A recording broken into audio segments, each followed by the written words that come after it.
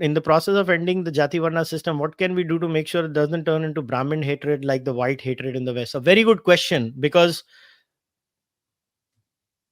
Periyarism is also casteism.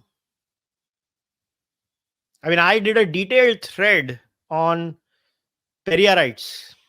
दिखा देता हूं आप लोगों को इन महान हस्तियों के विचार. Periyarism is also casteism, by the way. Hating people for just being Brahmin also is casteism. So आप लोगों को प्रस्तुत किया है Periyarism. देखिए. This is a direct quote of Periyar in a meeting on August 31, 1959. मेरी सोर्स क्या है? thewire.in. हाय मेरे लेफ्ट विंग के दोस्तों, अभी वायर को तो तुम झूठा नहीं बोल सकते ना. सुनो. Who do you hate? The Brahmin or Brahmanism? What is Brahmanism? For questions such as these, my reply is Brahmanism came from Brahmins, and hence it is Brahmins who should be annihilated. It is like asking whether you hate thievery or the thief. It is because one is the thief. One indulges in thievery. When someone says he hates thievery, it means he hates the thief too, doesn't it? Thus, my stand is Brahmanism grew out of Brahmins, and I am thriving to annihilate the root. Yes. This is not just casteism. This is inciting violence against an entire community. And that's what Periyar did here. The direct quote is there in the source of the tweet itself.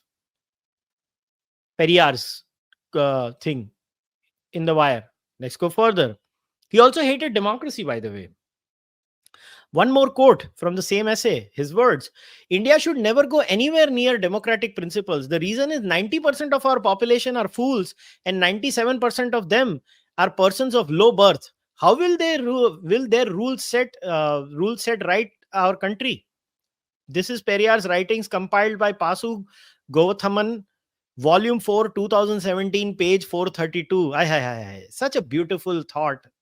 मतलब पूरी देश ही उल्लू की पट्टी है, तुम साले सब उल्लू के पट्टे हो, क्योंकि तुम उल्लू के पट्टे हो तो तुमको डेमोक्रेसी नहीं मिलनी चाहिए. आई शाबाश, व्हाट अ ग्रेट थॉट. क्या बात है, क्या बात है. एकदम मतलब हाई लेवल थॉट्स हैं जी पेरियार के. और पढ़ते हैं, मजा आएगा. Now his views on Brahmin women. ठीक है. In an editorial written in Viduthalai on March 4, 1969, he says the Brahmin priests act as simps for their wives in a few religious places. In another piece written on June 21st, 1956, he makes his startling assertion. Had the British continued for another 10 years, more than half of the Brahmin women had been ours, and Tamils would have been their husbands, and the dominating caste would have been destroyed by more than half. Only after Brahmin women had started chasing our boys did the Brahmin men become very angry with the British. This is also written in the wire. All the links are there. Another direct quote. Periyar did not just have a problem with Brahmins in Tamil Nadu. He apparently hated North Indians and Malayalis also. Quote, in Periyar's view, all North Indians were pot-bellied exploiters. For a time, the umbrella must have given shelter to the other three unfortunate Dravidian clans, but when the reorganization of the states happened, they must have unceremoniously been kicked out. His Dravida Nadu later became Tamil Nadu when the people of the other three states were reluctant to join the Dravida Nadu, and Periyar was not the man to excuse such disrespect. He kept scolding them. He even chose Malayalis for special abuse because of their social practice of Sambandham. Even in his very last speech, he averred that every Malayali was of doubtful parentage. Again, my source is the wire.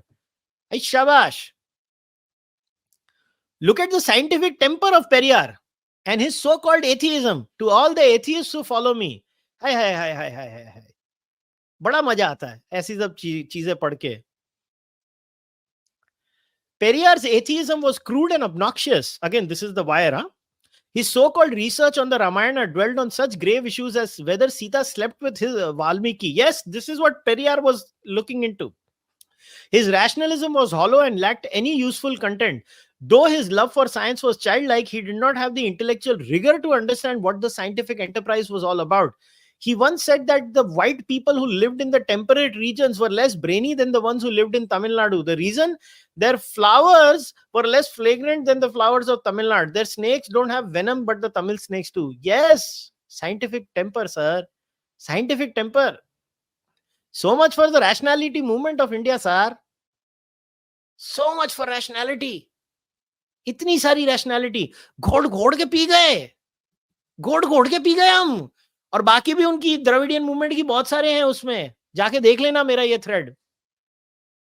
हाय हाय हाय हाय, मजा आ गया मेरे को ये पढ़ के. ये भी casteism है, ये भी है. And criticising Periyarism is also punching up because they are the dominant identity in Tamil Nadu. So when I as an Indian criticize this ideology, I am punching up, I am not punching down.